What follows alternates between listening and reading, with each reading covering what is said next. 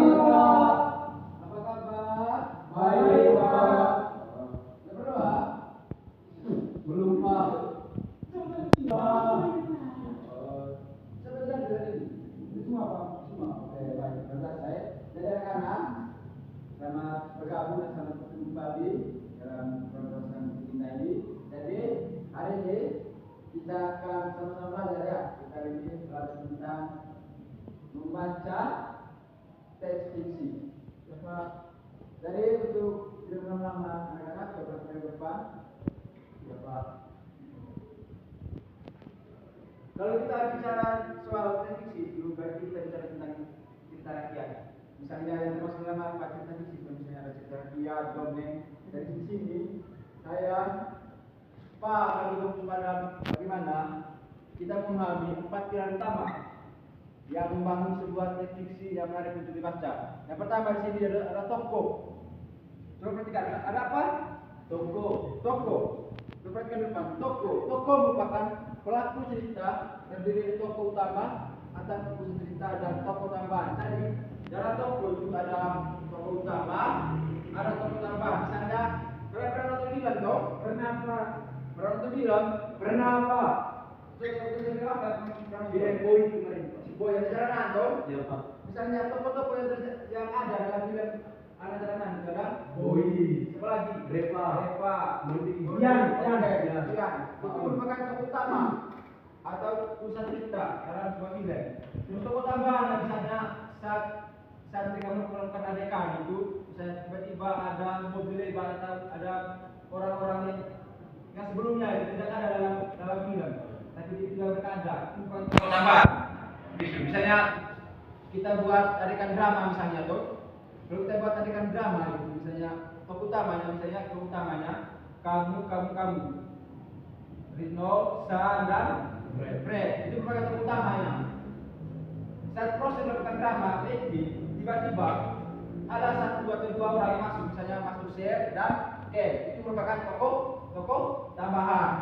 Dari tokoh utama itu terdiri dari yang merupakan tokoh yang pusat pada cerita, itu merupakan tokoh utama dan tokoh tambahan. Mereka tidak lama-lama saat masuk dalam cerita, hanya berapa menit sudah masuk.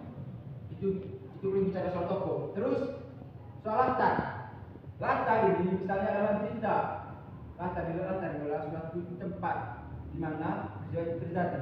Coba. Latar merupakan keterangan tentang di mana, kapan dan bagaimana suasana dalam cerita itu terjadi.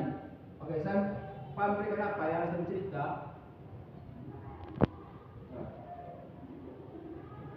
Jelas. Oke, ini coba lihat. Tadi ada cerita tentang bawang merah dan bawang putih. Pernah dengar kalau cerita bawang merah dan putih? Coba perhatikan. Kita baca sama-sama ya. Saya cuma satu orang baca. Oke, silakan Sen. Di sebuah desa kecil hiduplah 2 bersaudara, bawang merah dan bawang putih. Mereka memiliki sifat yang berbeda. Bawang merah adalah seorang yang licik, egois dan suka memanfaatkan orang lain. Sedangkan bawang putih adalah seorang yang baik hati, suka menolong orang lain dan memiliki hati yang bersih. Suatu hari ibu mereka jatuh sakit dan meminta mereka untuk mencari obat di hutan. Bawang merah tidak mau pergi, tetapi bawang putih mau berhasil mencari obat yang dibutuhkan oleh mereka. Namun bawang merah menjadi iri di sini marah karena bawang putih berhasil mencari obat, sedangkan dia tidak. Bawang merah memutuskan untuk membunuh bawang putih dan melemparkannya ke dalam sumur. Oke, sudah stop. Jadi di sini adalah dari kita perlu ingat bahwa latar itu keterangan di mana terjadinya suatu musibah. Coba kita lihat dalam cerita bawang merah dan putih. Ceritanya di sini latar di sebuah desa kecil, tapi tidak diterangkan di mana terjadi apa desanya. Apa nama desanya? Hanya tertera nama desa kecil. Berarti latar yang terjadi dalam cerita bawang merah dan putih itu adalah di desa di tempat mereka tinggal. Itu yang disebut dengan latar. Oke, selanjutnya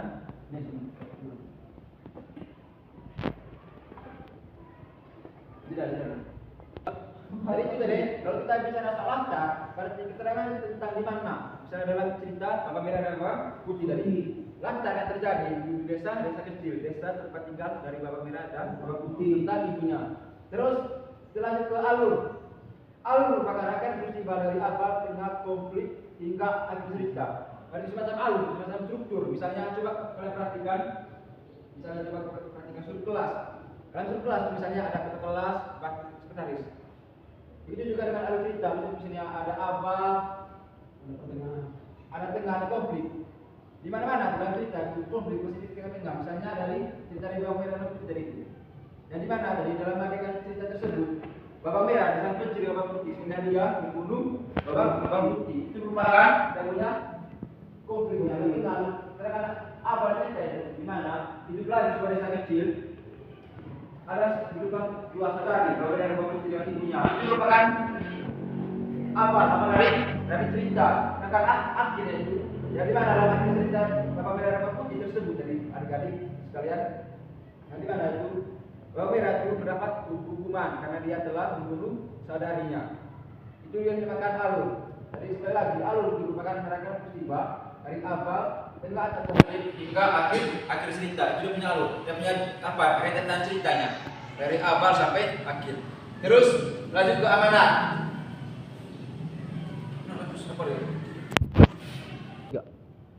Terus yang keempat itu amanat. Amanat itu pesan moral atau pelajaran hidup yang ingin disampaikan Guru kepada kita. Jadi amanat itu semacam refleksi. Bagaimana refleksi kita saat kita membaca sesuatu, misalnya dari apa dari cerita bawang merah dan bawang putih. Jadi kita mengambil pelajaran apa? Kalau kita sesama saudari tidak boleh saling membenci. Juga punya pelajaran hidup yang kita ambil. Mungkin ada juga pelajaran hidup dari adik-adik semua berkaitan dengan bawang merah dan cerita bawang merah dan bawang putih itu. Mungkin siapa yang mau apa? Memberikan refleksi berkaitan dengan cerita tadi, cerita dari bawang merah dan bawang putih, atau pelajaran hidup yang kita ambil dari cerita tersebut. Tidak ada? Ada? Oke, silakan. Kita harus bertanggung jawab apa yang sudah berjalan. Oke, lagi. Silakan. Oke, ada lagi. Jujur. Oke, jadi itu merupakan pesan moral ya, atau kalau dalam bicara atau amanat. Jadi ini teman-teman 4 pilar utama dalam memahami teks fiksi. Yang pertama adalah tokoh, terus latar, alur dan amanat. Terus yang berikutnya itu mengenal para pelaku, tokoh dan penokohan.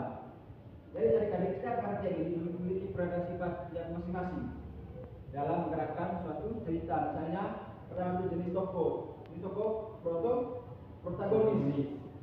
Protagonis ini selalu dimulai dengan tokoh utama yang memiliki sifat baik dan jadi pusat perhatian. Misalnya tadi protagonis dalam cerita bawang merah dan putih itu adalah bawang putih karena dia sifat baik. Terus ini dari Raja Sabar dan Bacakti. Terus antagonis di sini jadi tokoh yang menyerang atau tokoh yang lebih kenal dengan tokoh jahat ya. Dalam apa kita lebih kenal dengan tokoh jahat. Misalnya dari bawang merah atau diri. Dari mana dari sifat dari bawang merah dan diri ini adalah diri dan memalas. Terus ada tokoh tambahan. Tokoh tambahan di sini tokoh pendukung yang membantu menangani dalam konflik. Misalnya ada cerita bawang merah dan putih. Jadi itu ada si nenek tua.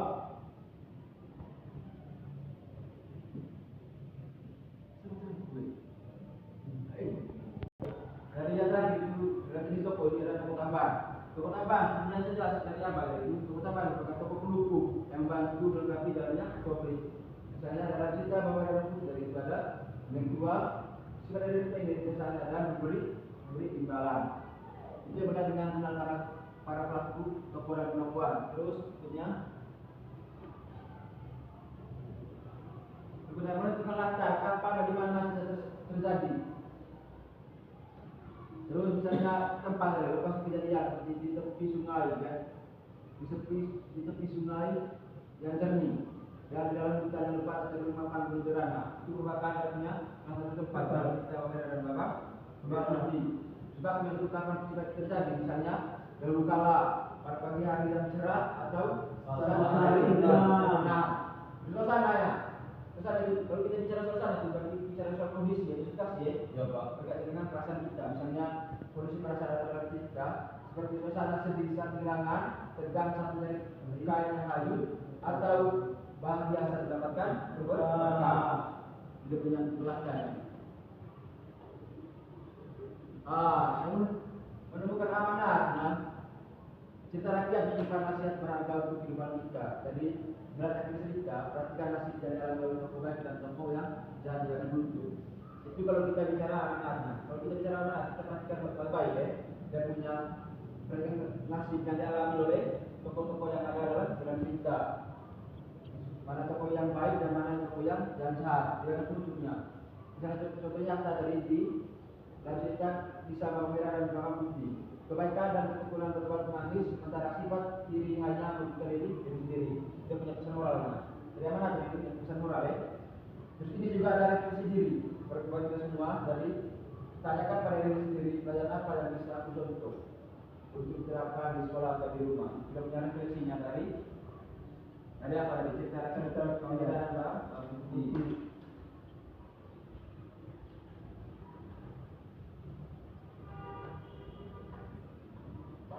Baik, anak-anak.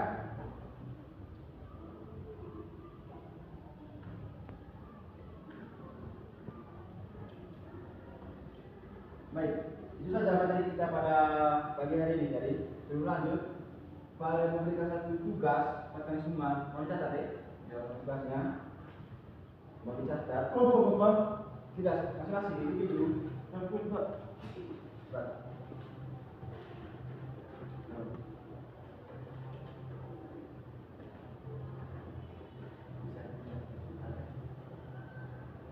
Sudah Pak. Buatlah satu cerita. Adalah satu cerita rakyat yang terdiri dari tokoh utamanya, dengan juga tokoh utamanya, terus tokoh antagonisnya dan tokoh tambahannya. Adalah tak, amanat, dan alur ceritanya. Sudah ya? Sudah Pak. Oke, untuk pertemuan kita pada pagi hari ini, sampai di sini. Sekian dan terima kasih. Terima kasih, Pak. Terima kasih, Pak.